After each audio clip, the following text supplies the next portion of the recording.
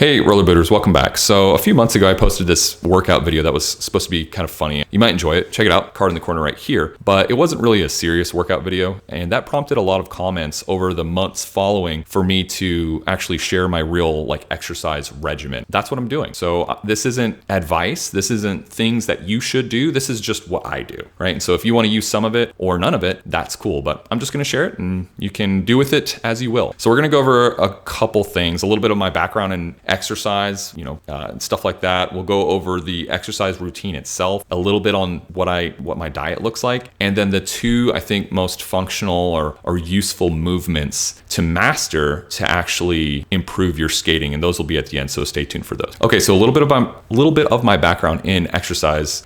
Before I joined the Air Force, I was in the Air Force for 10 years. I was in combat search and rescue, but before that, I actually got my associate's degree to become a physical therapist assistant. So I learned quite a bit about muscles, bones, anatomy, physiology, etc. So that gave me a pretty good baseline knowledge going into the Air Force, where part of the job of being an Air Force pararescueman was maintaining a pretty high level of physical fitness in order to go rescue people in really adverse terrain and environments. And so during the Air Force, I was exposed to a lot of different athletic trainers and coaches and workouts and this and that. I say this to say, over time, your goals will change. And my current goals, really with what I'm doing for my exercise, which I think are important to define, because if you don't know why you're working out, you're probably not going to keep working out, right? So the reason I work out nowadays is largely an element of durability. I can definitely say with confidence that I think I'd be a lot more injured today if I wasn't in a decent level of fitness with some of the skating falls that I've taken. So I attribute a lot of my injury mitigation to just being in a decent level of physical fitness. Obviously, I work out too just to feel good. You get the endorphins going, you feel good, and I'm not getting any younger. I'm 32 years old. So someday I'd hope to have a girlfriend. So I'm trying to stay in a decent level of shape to one day have one of those, hopefully. We'll see. Hi, my name's Monroe. You've probably already noticed that I have incredibly blue eyes. So I tend to work out somewhere between 5 to 7 days a week, and I kind of go by feel. And not necessarily do I feel like doing it, right? Because most of us don't feel like working out, right? It's uncomfortable. It's more of, what is my body telling me? What kind of physical feedback is my body telling me? Do I feel really run down today? Do I need a rest day? Am I starting to get sick? Even if I'm not feeling very good, I'll do some kind of active recovery, meaning maybe I'll stretch, maybe I'll just go for a walk, whatever it is, but I'll usually do something just to move. Even if I'm not challenging my body very much on that day, I'm still moving, and thus active recovery. At least that's what I call it. So I start every workout with basically the same warm-up, and I'll go through that because I think it's important, because us as humans, a lot of us are sitting throughout the day, we're sitting on our computers, and we're just naturally wired to be kind of internally rotated and protect our vital organs here. But that's kind of not useful in the long term, right? Obviously, you want to be, protective of your organs when the time warrants, but not over long periods of time, because that can create problems with your upper back. It stretches your upper back, and it can create shoulder impingements if your shoulders are rolled forward too much. And so my warm-up is basically a postural correction, or at least that's what it intends to be, is more of a postural correction warm-up that kind of opens up your anterior, your front musculature, to help hopefully improve your posture, which is going to improve a lot more things in your life, like your breathing and just the way you carry yourself, etc. The first thing I do is I find a bench, and I do what are called, basically trunk extensions or thoracic extensions, and some people call them something like Superman's, but I'll do generally 20 reps of these to really get that posterior chain, those back muscles, those spinal extensors warmed up and going and strengthened. Once I've done that, I'll flip over. And so, fun fact, I broke T1. I broke my neck in the Air Force. Long story, won't get into it, but I like to do, I'll flip over and I'll do 30 neck curls, neck flexion, cervical flexion, whatever you want to call it. And I honestly, there's a few times where I probably should have bonked my head on falls, where I contribute basically my neck strength to helping to avoid that, if that makes sense, right? And then after that, I'll grab 10-pound dumbbells. Again, this is what I use. You titrate it. If you plan on doing this, you titrate the weight and all of this, the reps, to what is safe and comfortable for you. But I grab 10-pound dumbbells. I'll do some shoulder shrugs just to kind of get the shoulder girdle kind of loosened up. I'll do some neck rolls, kind of loosen up the neck. I'll do some just some bicep curls just to kind of get my arms going. And really, none of this has a hard number on it, to be honest. I might do 10 to 20 shoulder shrugs. I might do just a few neck rolls, etc. None of this is just kind of until you feel like you got your blood going a little bit. I'll do, I started again with the 10-pound dumbbells. I started with 10 external rotations just standing up with your upper arms parallel to the ground and then your elbows at a 90-degree angle and just doing these external rotations, nice and strict and controlled. And then I worked up to 20 and now I'm at 30. Sometimes I'll do 25, have to take a quick break and then do the last 5. But this, again, really engages your posterior or really your external rotators to help strengthen that rotator cuff so that when mishaps happen, and of course they do happen, you have a much more stable shoulder joint that is able to be a lot more durable and resilient. And that's basically the warm up. After that, I'll do maybe 10 to 20 air squats or maybe 10 to 20 jump squats just to kind of get the legs warmed up. But that's really it. But if you can create this habit and make it a habit of some kind of postural corrective warm up, I think you're going to find that it's really helpful in the long term. But again, the big part of this is consistency over time. Okay, so then the workout itself is really what the structure, the kind of framework that I deviate from. And I try to do this and keep it pretty loose and flexible so that I can do this exercise basically anywhere, in any hotel gym, with even just a kettlebell alone, so that I really don't have an excuse for myself for not doing it.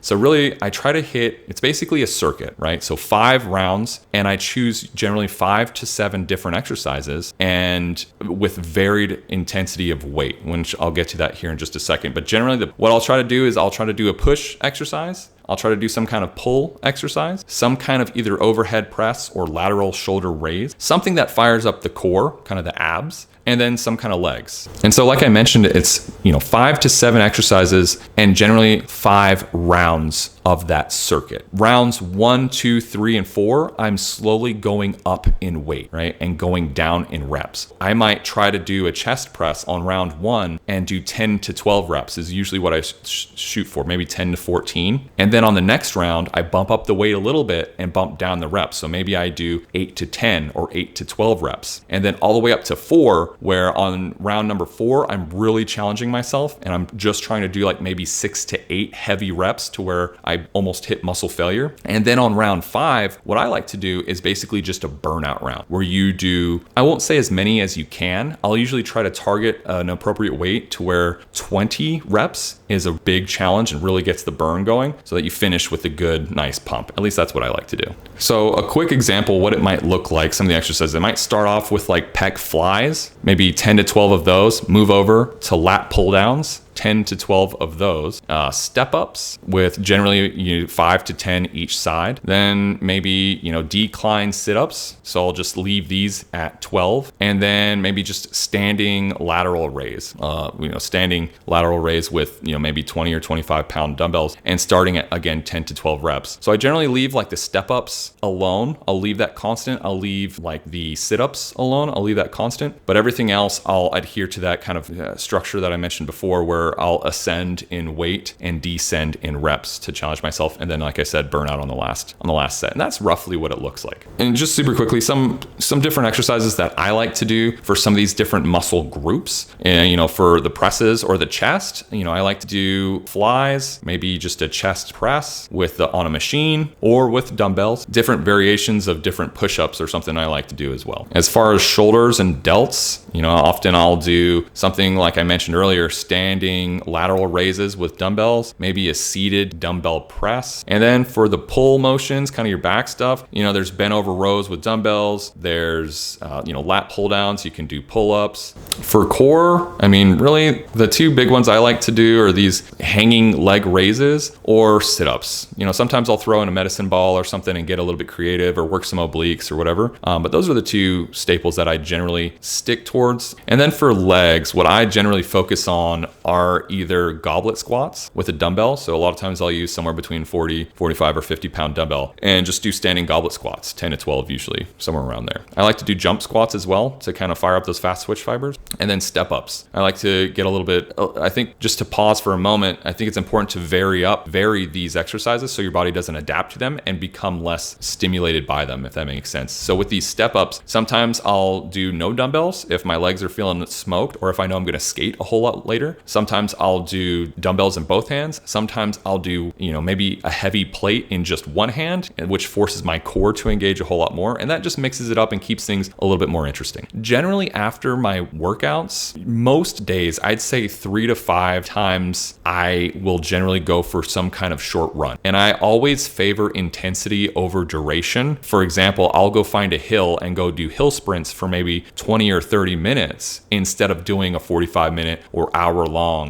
slow distance run, if that makes sense. I'll favor intensity over duration. And part of that too, to be honest, is just to go out and get some sunshine, get a little bit of vitamin D, if I'm being real with you. Okay, now that the two, I mentioned earlier, the two body movements that I think are really important to at least strive to work towards, right? I don't think everyone is going to be able to achieve these necessarily, especially as our average age as rollerbladers is probably somewhere around 36 or 37 years old is the average aggressive rollerblader age right now, I'm pretty sure. And as we get older, we get a little bit less flexible, which is going to make these two things a little bit more challenging. But the first one, being able to do a nice standing deep squat to where your feet remain flat on the ground all the way, almost butt all the way to the ground, with your knees tracking right over your toes, not bowing in or bowing out. Again, keeping your heels flat on the ground and trying to keep your back as flat as possible. This is going to open up your hips. It's going to stretch those hamstrings, that whole posterior chain, and it's going to give you a lot more flexibility with your skating. And I found this to be a very useful movement. And so it's tough, and you have to really work towards it, especially a lot of us who haven't really been focused on flexibility over the years. But I think it's something, even if you don't achieve it completely, I think it's something good to work towards, because I find personally that it helps my skating a lot. And the second one is no surprise. I think Demetrius George talked about this in his